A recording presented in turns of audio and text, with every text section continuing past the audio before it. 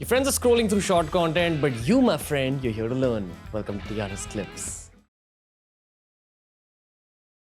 Is there anything that you pick up from Rey Mysterio as a wrestler? Because you guys are so different physically, but I'm sure there's some aspect of him as a wrestler that you learn from. Oh yeah, so you like learning from all that, because like when you're working with these high flyers and these aerial guys, like people don't understand what it takes on the other end of being the base to make sure that these guys, like take Logan Paul for example, kudos to him at the match he just had with Ray in Saudi Arabia. He was a little bit out of position for that moonsault that Ray hit off the thing, but he had the whereabouts to catch him and save him, because if not, it could have broke his neck. So knowing that, you know, we all have to do this together. None of this happens with one person, and we're taking each other's lives into our hands out there. So being able to learn and watch him, and then, you know, gravitating that, working with Ricochet, because Ricochet works a lot of similar style like that, is knowing that, because you have to be well-rounded at everything. You can't just be one-sided. You have to be versatile to be a WWE superstar. Otherwise, you're going to end up in the shuffle and you're not going to make it.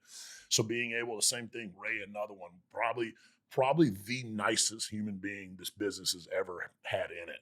Like, I've never heard a negative thing about Ray. He's a drop of a ray of sunshine when he walks into the room. You can't help but smile. He's so respectful, goes out of his way to say hi to everyone and stuff like that. And he doesn't have to do that. He's Ray freaking Mysterio.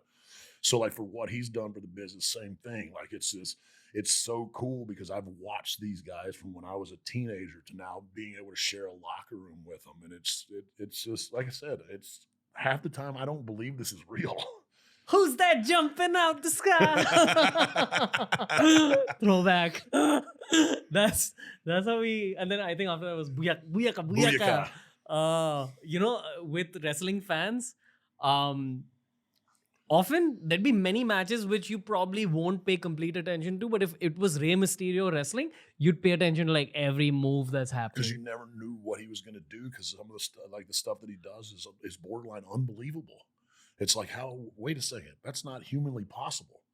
So it's neat. That's what I said. It's just like I said, he is iconic. Like people will talk about him for as long as this entertainment entity that WWE exists. And then even on that, he's cemented himself in history.